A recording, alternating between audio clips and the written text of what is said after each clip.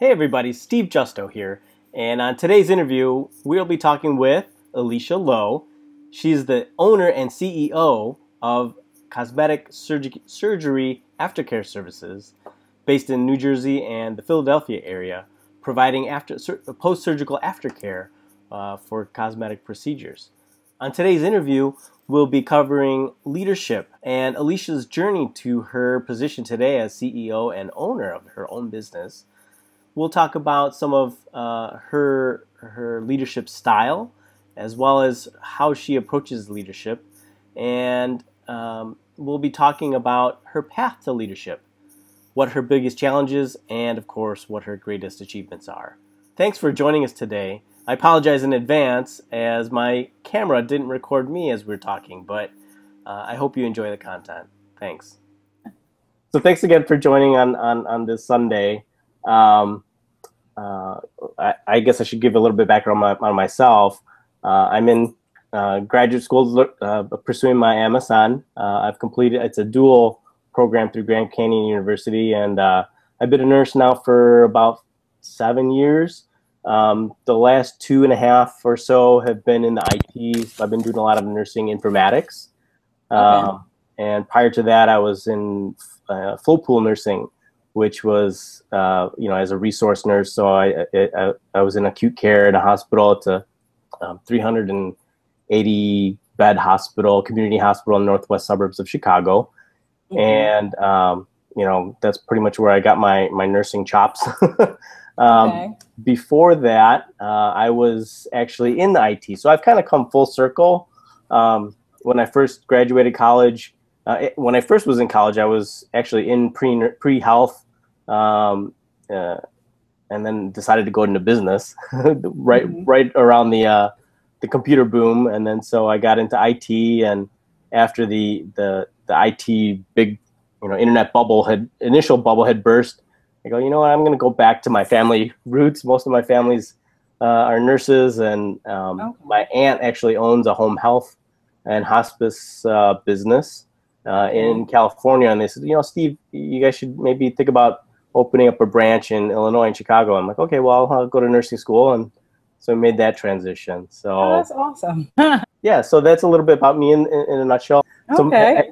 So, why don't we start with you, and I'd love to learn a little bit about, I was just kind of looking on the internet and your company there, but tell us a little bit about your background, Elisha. Okay, so I've been a nurse now for over 16 years. I started out in diploma nursing.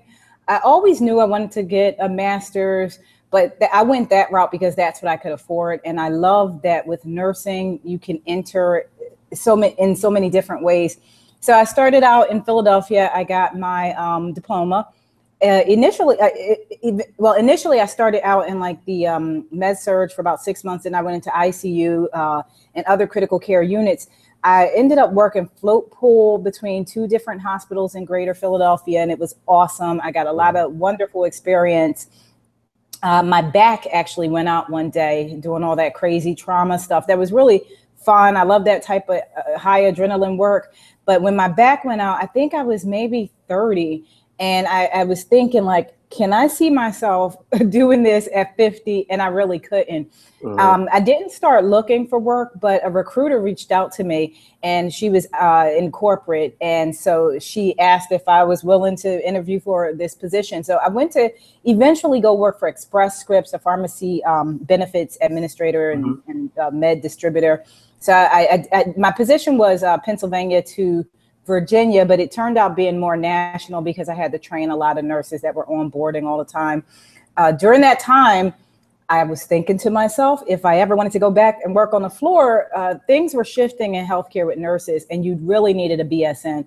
So through an online program, I started a BSN program. It was online and in Philadelphia, like half the time. And then I got to the point where I couldn't guarantee myself sitting in class. I completed my BSN online, and I moved to a different company, which is Care Fusion, which is now Becton Dickinson. They were just bought. And I was exposed to a lot of leadership in hospitals, and they would sometimes speak a language that I didn't understand, and that was the language of business.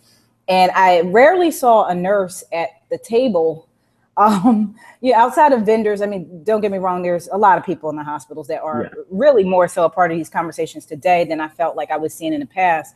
So I wanted to be one of those nurses that could walk between the clinical side of nursing and still understand the healthcare business needs of our world today.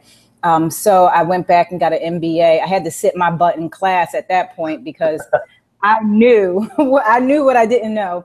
So I finished my MBA at University of Delaware in Wilmington, Delaware. During that time, I decided that I wanted to practice some of the things I was learning. So I actually started a business. So this is the 4th year that my business has been in operations. It's called Cosmetic Surgery Aftercare Services. It operates in Greater Philadelphia and all of New Jersey. We've built great partnerships with surgeons in our area. It's very niched because it's focused on people recovering from plastic surgery. And what I like to tell people is I don't support plastic surgery. I don't promote it, put it that way. I don't promote plastic surgery and I don't promote plastic surgeons.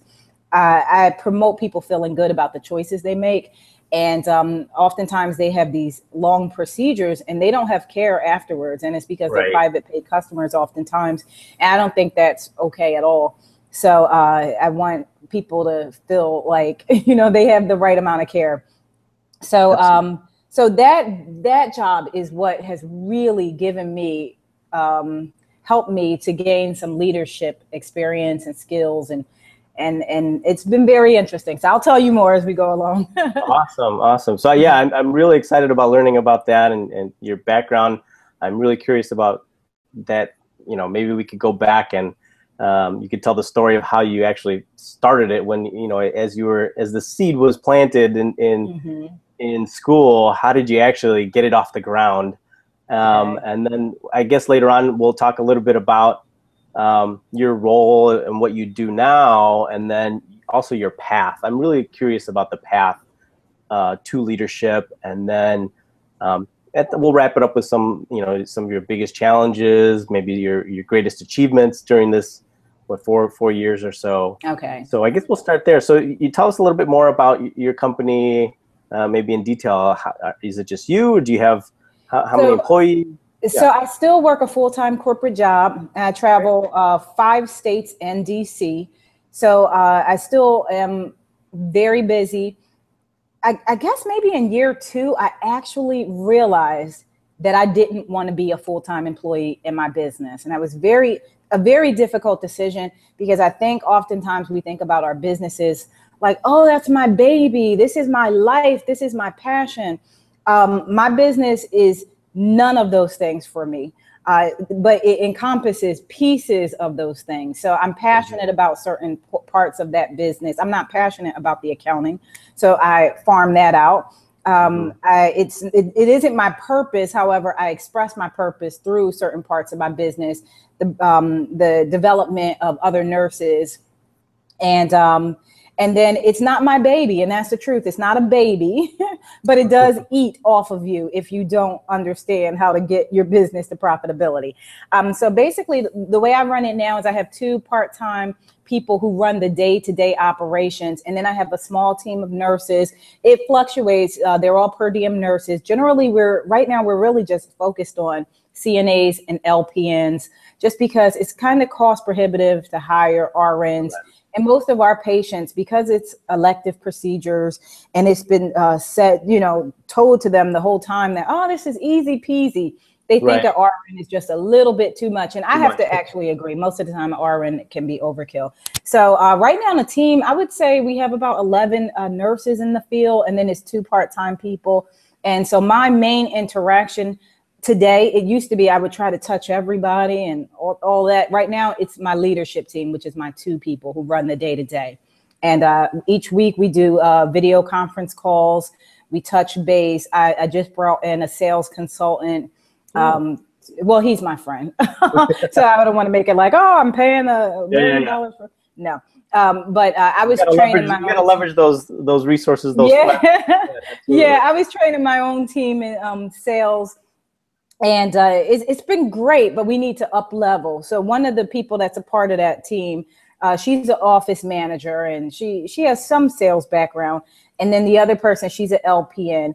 And I really am developing her, and she appreciates it. And so this is really fun for me right now. So when you say sales, I guess that's one of my questions was, obviously you're servicing, your clients are the patients of these surgeons, but when you say sales, are you looking to sell also new physicians and surgeons as well as their client base, to do referrals, or how does that, what's your ideal so client it's base? mostly, plastic surgery is generally a referral business, a word of mouth business. I think it's really no different than any other type of home care, because our agency is licensed as a home care. It's just that we're niched. So I don't think our business is modeled any differently than any other home care agency business. However, I will say that our community is very tight knit, and so we have to constantly nurture our relationships. So it is a lot of going out there, communicating, marketing, talking, reassuring, finding out how everything went when our partner surgeons do send us patients, and giving feedback and all of that. And I have the nurse do most of that because, you know, we do kind of better sometimes than other people.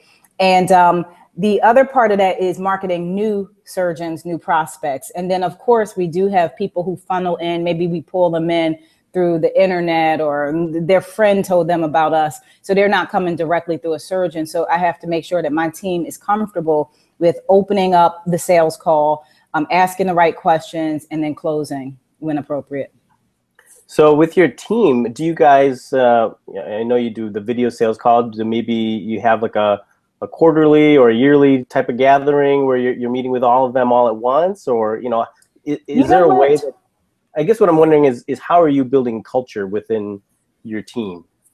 Yeah, you know what I did? Okay, so when I first started my business, the only thing I cared about, and I guess this talks to kind of my leadership style, is I just wanted to connect with people. I just wanted to, you know, hire all these people and make them better and blah, blah, blah.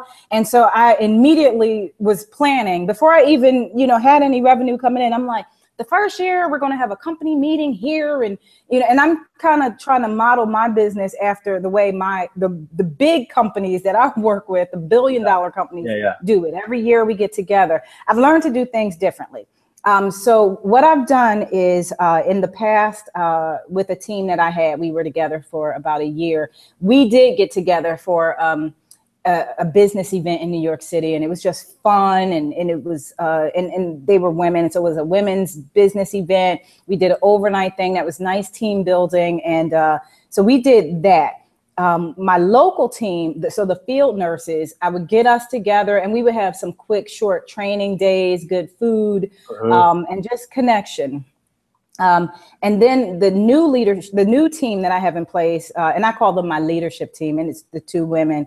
We've now been together for over a year. One of them, who's the office person, she's virtual, so she lives in Long Island, and then the other person lives nearby me in South Jersey. So me and the person in South Jersey, we do get together every now and again, and we go to dinner, we do little things like that. However, the person in Long Island, we're all going to get together very soon. We're actually just going to go to her wedding. So when you have, you know, like today in doing business, a lot of times you do get to have virtual employees. And so you got to figure out a way to engage them. So the way that I keep them engaged is more so, I always come back to the vision. Why are we doing this? Let's talk about, you know, like, are we aligned with what we said we wanted to do? And I always try to make sure that I understand what they care about.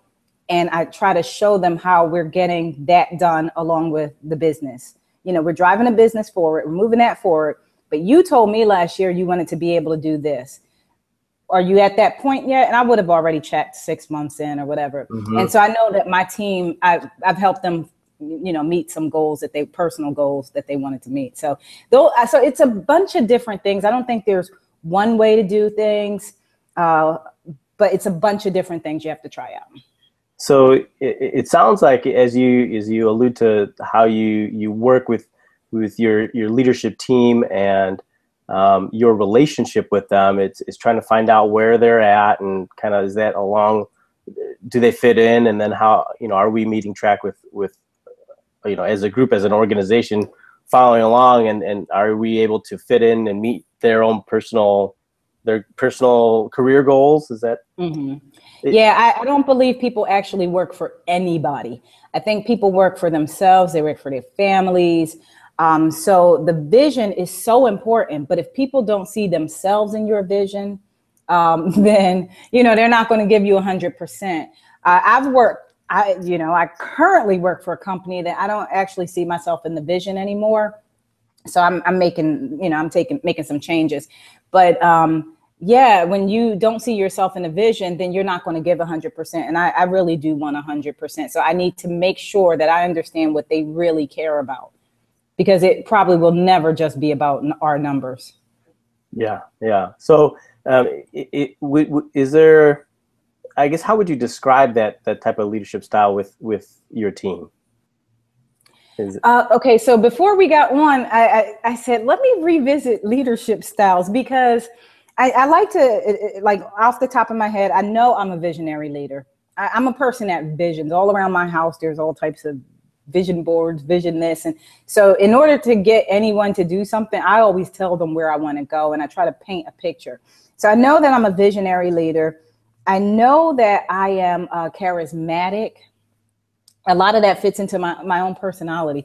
But anything beyond that, I am not necessarily autocratic. I'm not. So when I started looking at the different styles in leadership, I realized there's so many of them.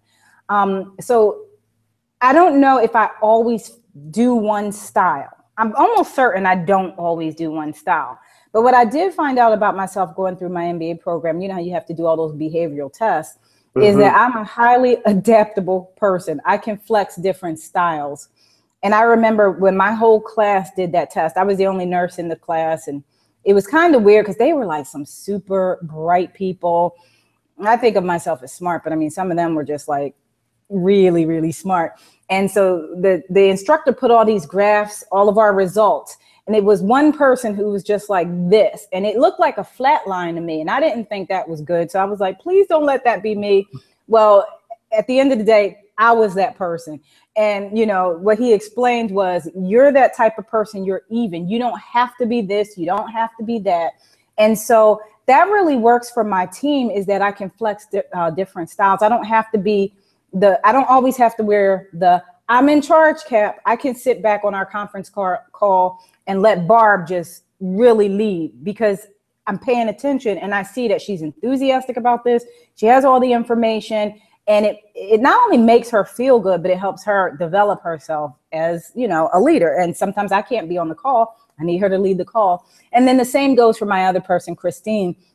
So I don't know if I answered your question. I think it was no. I think this is great, and I think you allude to a really important characteristic that, and I think, as I talk to different nurses who are in leadership, who I've noticed, nurses who are entrepreneurs and have that nursing background, this is I guess more a common characteristic of nurses in general, I guess, and I may be just guessing and reaching for it, but I tend to notice that as nurses, a lot of tough things don't really faze us as much. And so and maybe there's going to be people who get worked up over little things, of course, but in general, we like to take in the bigger picture, and we want to know, we follow in our nursing brain takes over and saying, I want to know what's going on, do my assessment, evaluate it, and not let it faze me, because I know I'm going to have to make a decision and act and evaluate that action afterwards. So in business, I could see how that would work, and that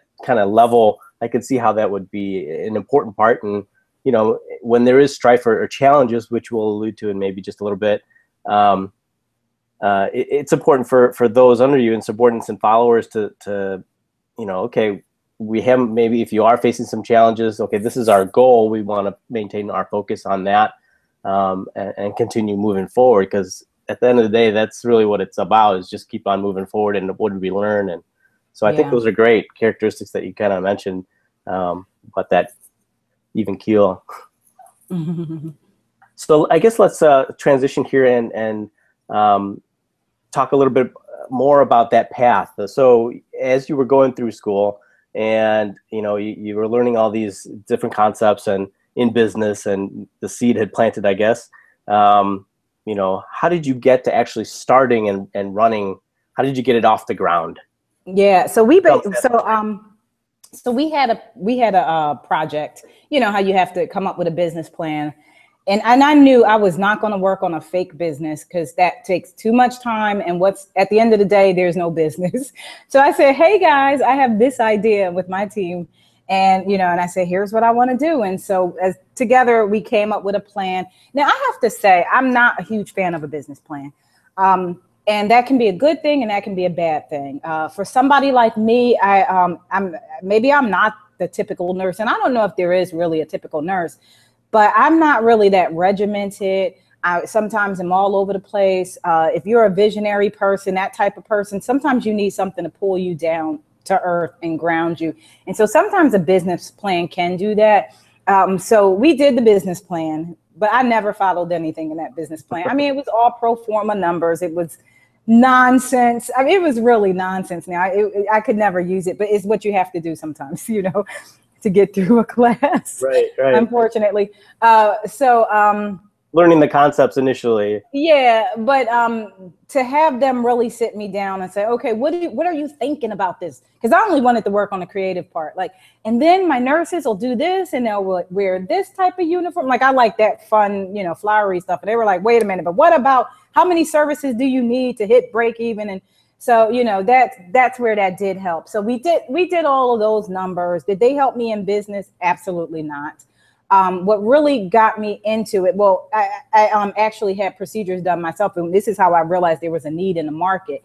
And I was, a nurse and I'm in healthcare and I'm consulting hospitals around infection prevention and safety in the OR. And I'm like, nobody is going home with me.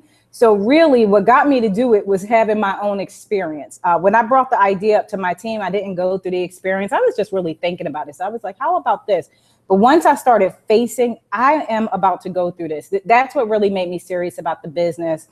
And while I was healing, actually, over a month, I wrote up my policy and procedures because that's what I help hospitals with that. So that kind of comes easily for me.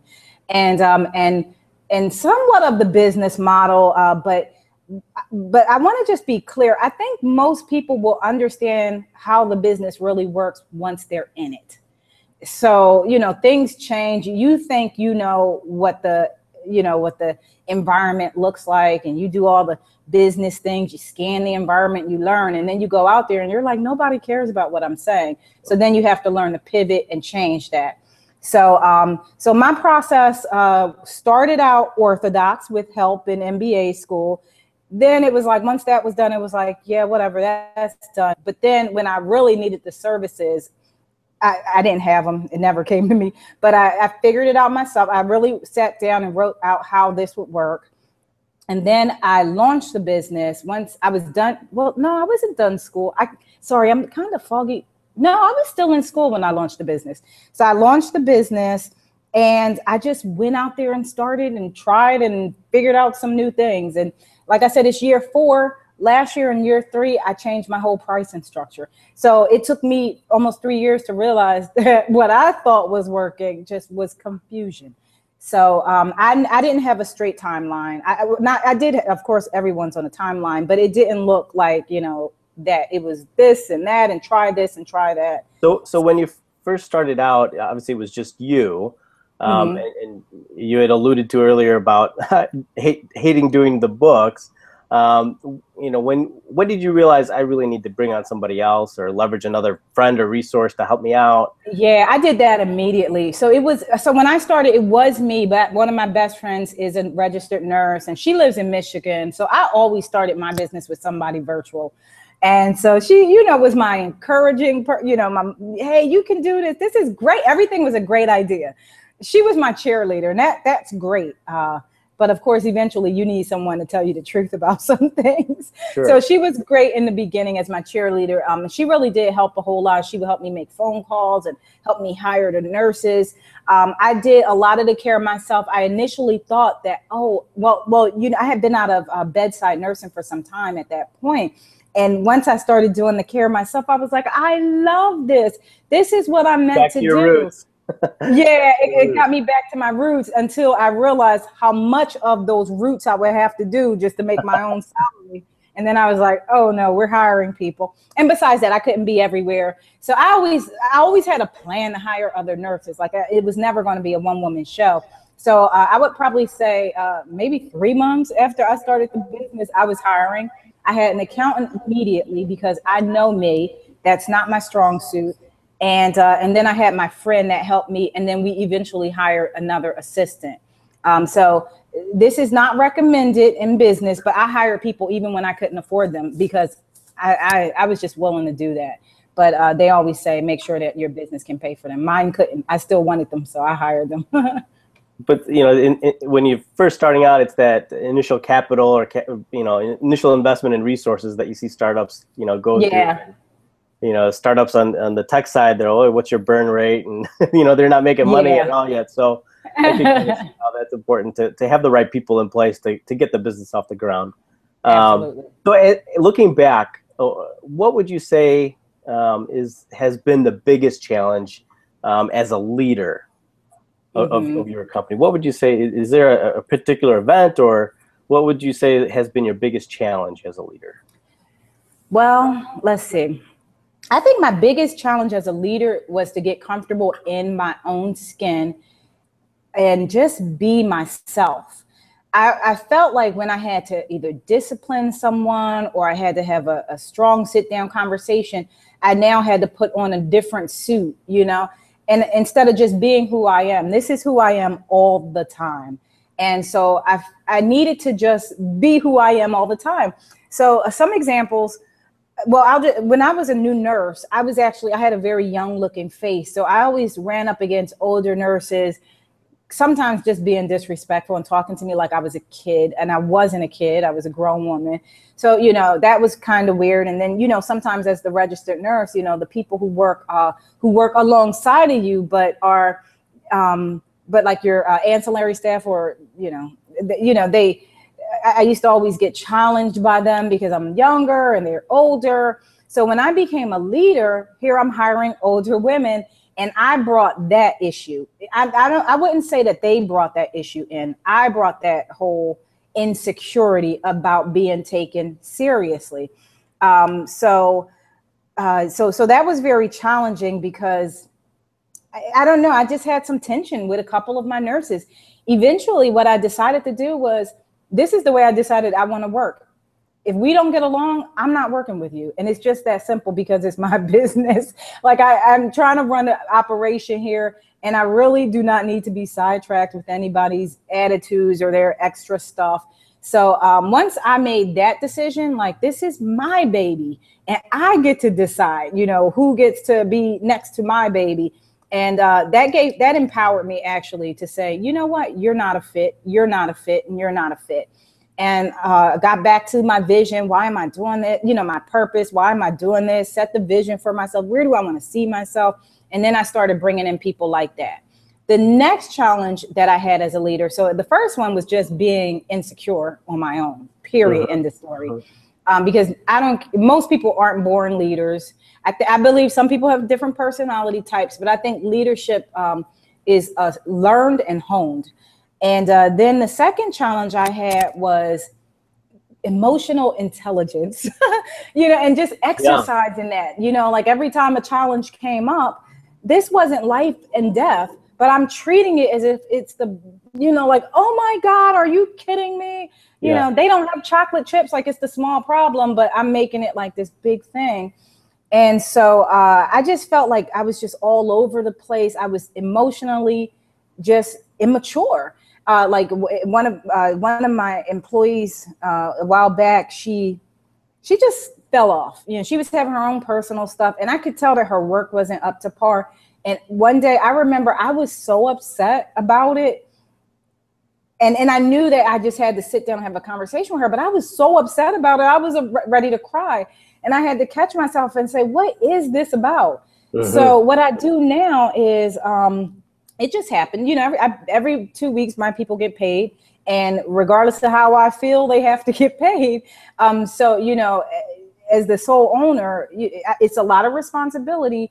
But it's also my responsibility to make sure their work is being done. So one of my employees currently, for whatever reason, she fell off a little bit. I have them doing their team review, because we're going to do a 90-day review next week. And so I have them fill out a sheet, and then I read it over, and then we'll talk or whatever. And so what I decided to do was I've cut back on my communication, because I found myself, you know how like sometimes in an email you want to just blast off, or if somebody texts me, I want to blast off. That's being so emotionally unintelligent. And it's going based on feelings. You're caught up in your feelings. And so I just stopped that type of communication. If we have to speak, we pick up the phone, because I don't need her to read a tone into what I'm writing, and vice versa. And then we'll sit down and we'll talk about it. But I'm telling you, leadership is, and just like I just was a part of this blog, and it's not just leadership, but growing a business growth is personal growth. So all these things that I'm going through are for a reason. You know, it's very emotional. Some people aren't affected like that, but for me, I am. I take a lot of this stuff personal, and I have to catch myself and say, why? So that was, so getting over that whole emotional thing and separating, this is nothing to do with you or your feelings or her and her feelings. Maybe it's just this. What's the story and what's reality? So that was another challenge. And then the other thing is always just, you know, making sure the business is generating enough money to stay operational. So that's just, you know, that's just an ongoing challenge that a leader will always have. I don't care who you are. And some weeks is very fun, and some weeks is very scary. And some weeks is it was just a week and it goes by, you know, so some are eventful and some aren't. Yeah. Thank you for sharing some of those challenges. And as a leader, and I appreciate you being open with me here and sharing some of your experience there of challenges with maybe some of your staff and helping them grow and getting over some bumps, as we all come across. And it's learning to deal with those. So I guess let's flip the switch and talk a little bit about, you know, you mentioned some weeks are average, some weeks are bad, and some weeks are fun. I guess what would be the greatest achievement thus far since opening and running your business? What would you say is the greatest achievement? Well, there were a lot of highs, I got to tell you. Some of the highs come in the form of money. You know, when someone writes you the biggest check you ever had for a service that you're offering, and you're like, oh my God, I didn't think they would pay that. So that's always fun. Oh my gosh. One of my surgeons one time, actually happened twice. A couple of our nurses, I think it was the same nurse, but he didn't like her. Put it that way. I won't even go into all. He just did not. He even called me before his procedure to give me a report on her. And that's really crazy, because most surgeons, they like to concentrate before their procedures, no matter what kind of surgeon you are. And he's calling me. He was pissed. And so what I did was I took full responsibility. I don't like shifting blame or anything like that. So I took full responsibility. I told him, this is what we're going to do to fix it. We fixed it, and we communicated along the way. And when I say we, yes, it was mostly me. I'm trying to teach my staff to do the same thing, but I still take the reins on that. And he actually recently wrote me a reference or something on LinkedIn. And it was just so cool, because he acknowledges, you know, Elisha takes full responsibility. Elisha is always thinking of new ideas to grow her business. And so that was a great achievement. Oh my gosh, there's been so many. It's so tough to really just pinpoint. Another thing was my mom passed away last summer. And when my team stepped up to like cover me, because I just like dropped out for at least about a week. And my team stepped up to cover me. And I was just like, wow, I built that type of support around me.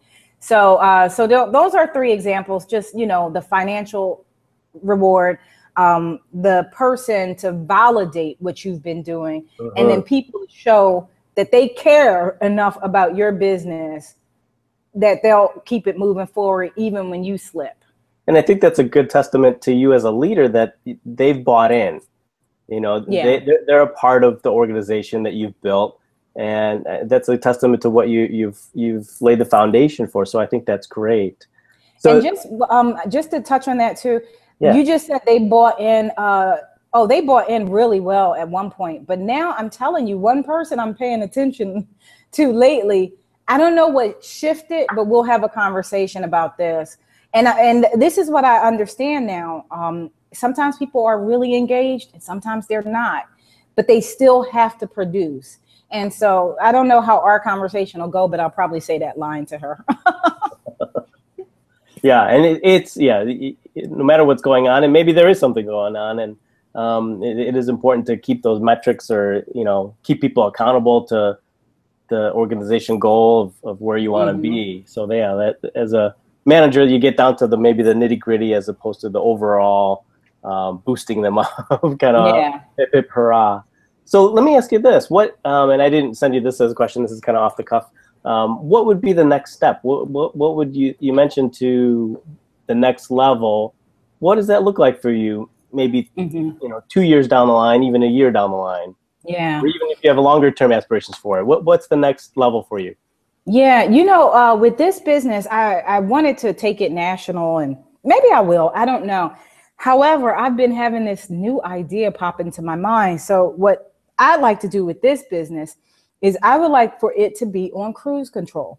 And what I mean by that is I have my 2 people that run the day-to-day operations, and they take full control of the nursing team. They know how to hire, train, develop, and move them through our processes. They know how to engage with our customers, the surgeons, and everyone in their offices, and they continue to not just drive business, but actually get new business. Now, that doesn't mean that I'm just away laying down on a beach, but it does mean that I don't have to jump in, which is happening actually. I don't have to jump in as often as I used to, but I have another idea. And like I said, this is just one thing. I come from a very entrepreneurial family, and I don't want to limit myself to just this. So I want to test out this new idea. And so maybe I said in 2016, I'll see if I can begin to launch that business. I'm not sure if it'll launch. I don't know what it's going to do, but what I have planned for this business is that we've grown the business financially. We've taken on more partners, of course, our partner surgeons, and our team is happy and everybody's doing what they need to do, and patients are just reporting great services. So for right now, for this year, for 2016, if we can kind of stay where we are, I'm fine with that, because it took a while to just get to this type of stability. So I'm actually very fine with that. One thing I understand about this business that I have is if we don't get it right in Philadelphia and New Jersey, and we do some of the suburbs, but I just say Philadelphia because we don't do all of Pennsylvania, but we do all of New Jersey. If we don't get it right in these 2 areas, you can't take that and go to Florida. You can't take that and go to, California or wherever is next. So for the next 1 to 2 years, we're just getting this model right. So I used to be very ambitious. And I'm like, oh, we're going to be here, here, here. And it's not that I lack ambition, but I'm in reality now. So we need to get this model just perfected before we think about going anywhere else. Would it be strictly niche to the cosmetic services aftercare, so that it is primarily those elective procedures, or would you think it would be branched out to more broad, just general home health kind of care? Yeah, I still want to stay niched. I mean, I know there's so many other home care agencies, and I think if you're going to do something, you should have some passion around it. And as much as I love older people, I don't think I want to own a home care agency. So I leave that to the people who really care about that. Yeah. So I think I'll always stay niched. And that's really good, because at least from a business and market, you're known for this, and so it's really a great way to market yourself. Number one.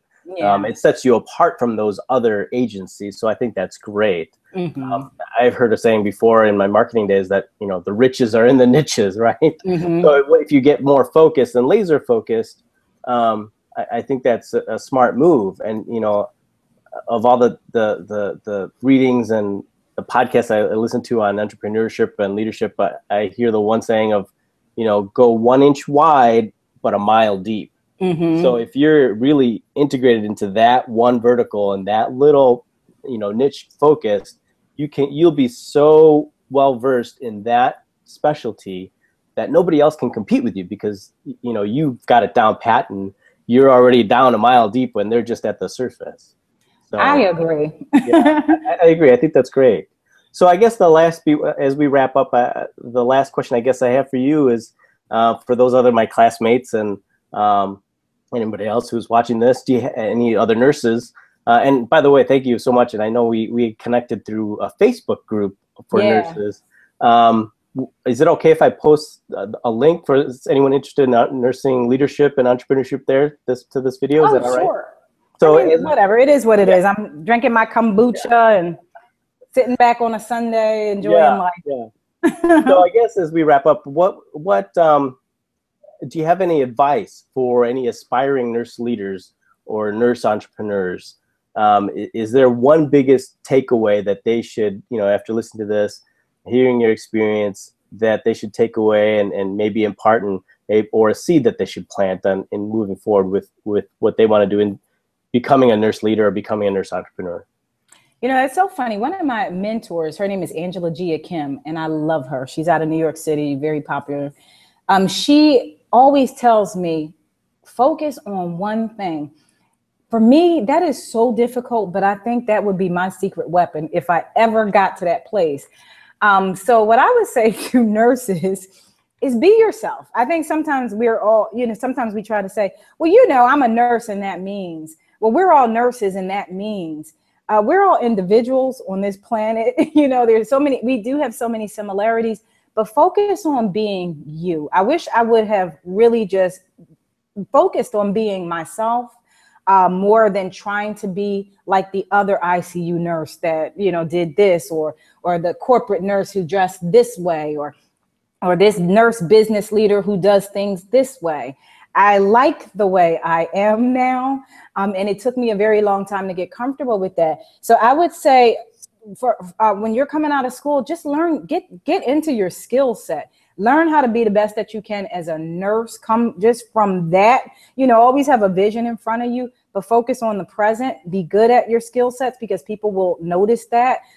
Treat people well, people will notice that, and opportunities will always open up to you. And always focus on getting more and more comfortable with yourself, because while you're trying to be Mary or Joe, they're actually looking for you, so focus on being yourself, get good in what you do, and keep a vision in front of you. And I think that's really it. And you can do anything. Yeah. Wow. Thank you so much for sharing your insights on your history and your advice and your challenges and greatest achievements thus far with nursing leadership. I kind of look forward to seeing what next steps you take. I'll thank you for connecting online, and I appreciate this. Well, thank you for having me. I love speaking to nurses anytime. All right. Well, we'll wrap this up, and then Okay. I'll post the link for you just for reference or what have you. And that's awesome, because then I'll get to see how crazy I look. But thank you so much, Stephen, and good luck with everything. Thank you so much. Okay, have a great day. Well, thank you. So there you have today's interview with Elisha Lowe.